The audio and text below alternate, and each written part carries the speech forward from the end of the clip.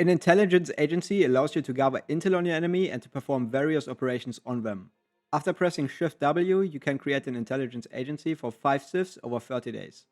The things you can do with your agency can generally be separated into 4 categories: upgrades, missions, operations, and just intelligence gathering.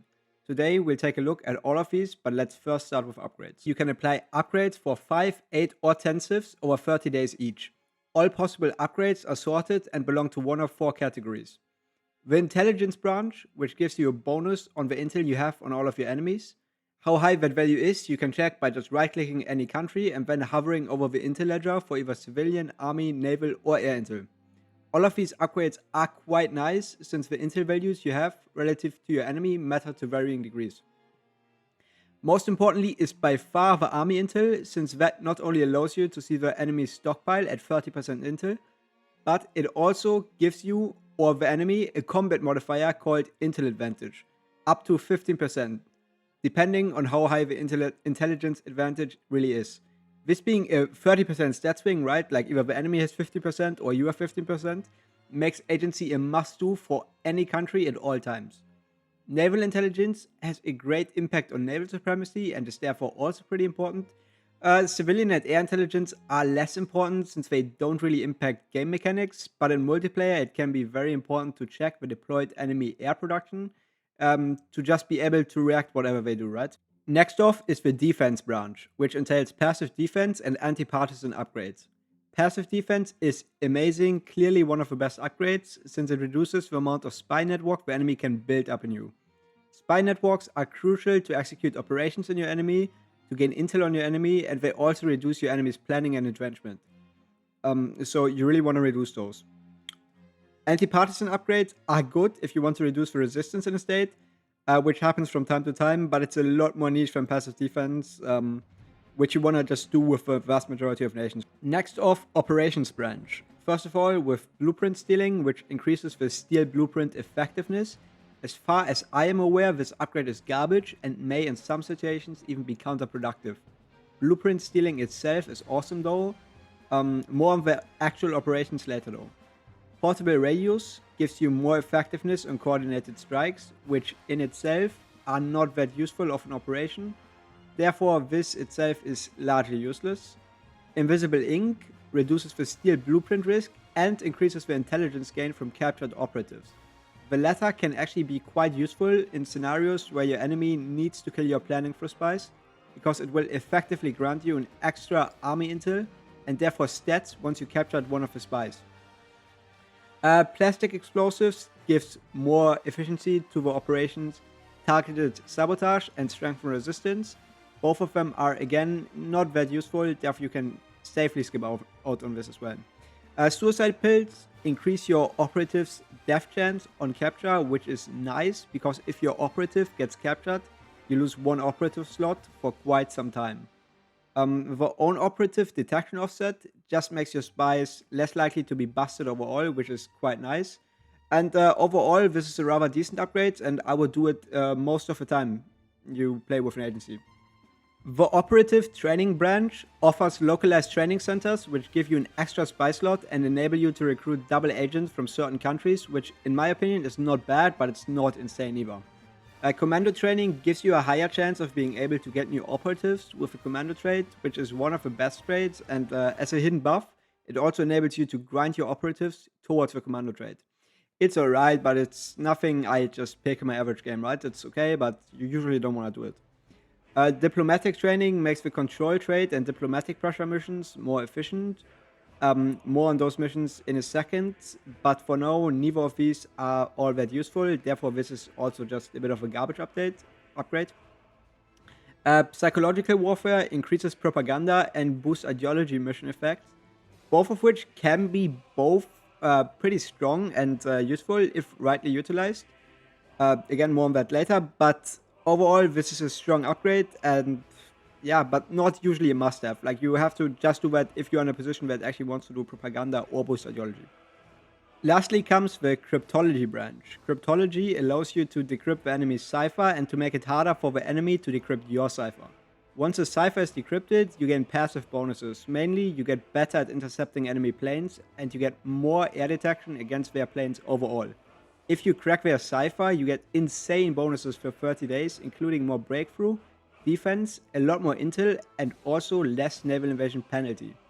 A correctly used cipher can be very overpowered, and most of these upgrades are worth it, especially if timed correctly. The allies, for example, should do encryption upgrades shortly before D-Day and then crack the enemy's cipher to prevent the enemy from cracking your cipher during the invasion. Because of that, all of these upgrades are solid and typically worth it. Missions are performed by operatives, and their effectiveness depends largely on your network strength. Counterintelligence is the default mission, which increases your counterintelligence value and decreases the enemy's network, helps catch their spies, and increases the times of their operations. Each agent that is already present doing that mission in your country or in the country that you are doing it on halves the effectiveness of the next spy doing that mission. Build network is probably the most important mission. Most other missions get scaled down by the network you have on them. It also gives a bunch of other effects, like reducing enemy planning and entrenchment, giving you a static intel bonus on the enemy, which, as previously discussed, increases combat stats. Every single operation you can perform also already requires a network, more on that later. After you build an active network, you can change the mission to quiet network, which means your spies won't be caught anymore. You'd usually do this before starting to do operations on the enemy country, but it's also what you usually do on enemy countries just to have a higher passive army intel bonus. Great mission overall, you'd want to use this in virtually every game. The Boost Ideology mission increases your ruling ideology in whatever enemy country you execute this. Every spy you already have doing this mission halves the effectiveness of the next one. This operation is not too great, but it allows for some funny memes, like boosting ideology on the US, or for that any country that has an important focus that requires high support for a certain ideology. The Propaganda mission reduces the stability and war support of an enemy country up to 20%. Unlike with other missions, any spy doing this mission halves the effectiveness of the next one, regardless of whether they are already executing this mission in another country or the same country. So usually, for ideology, if you do it in the same country twice, it halves the effectiveness, but if you do it in two separate countries, each spy has full effectiveness. But in here, that doesn't matter, you always halve the effectiveness. Root out resistance allows you to reduce the resistance target of a state. The default amount is 10%, and each neighboring state gets half the effect. Resistance target is the amount of resistance aims to be at, but it does not influence the speed of resistance growth. So while this mission can sometimes be good, don't overestimate it. Control trade increases your trade influence value in a country.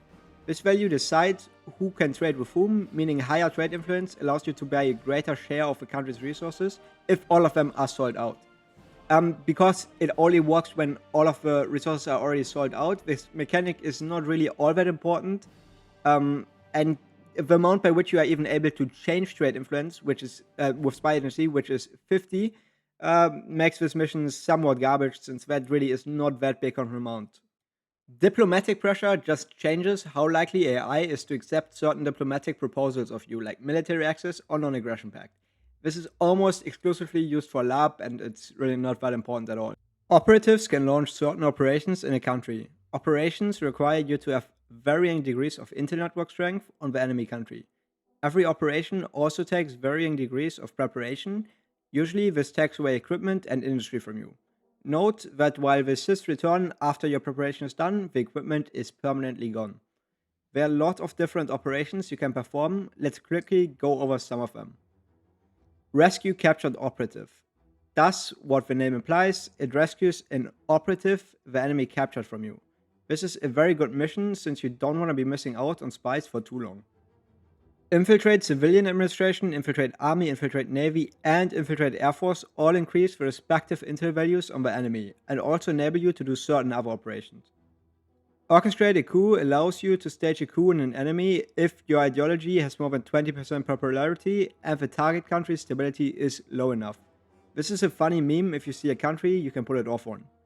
Strengthen resistance increases the resistance target by 10%. This is a huge nothing burger and rarely ever worth it.